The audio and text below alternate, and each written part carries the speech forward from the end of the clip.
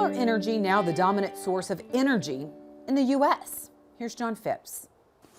2 weeks ago, in my retrospective of 2022, I made the following statement.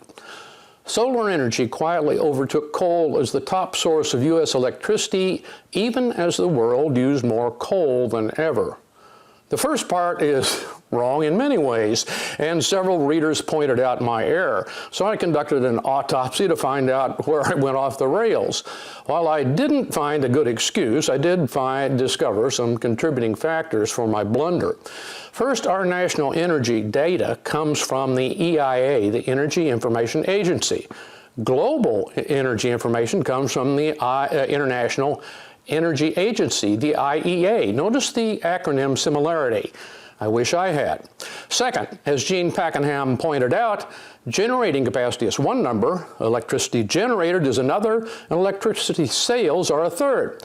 Coal plants are effectively run full speed or stopped.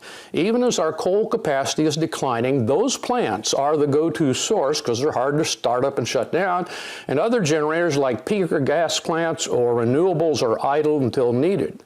Media tends to focus on capacity, however, since it predicts the future, even though it may not be fully utilized presently. Third, solar is usually lumped in with renewables, especially wind, but it can also include hydropower. The closest I came to a true statement last week best applied to renewable capacity, not electricity generated or sold. Finally, this chart in the Financial Times started the whole mess. I fixated on the crossover point without bothering to scan to check the dates. Global solar capacity is predicted to exceed coal capacity around 2027.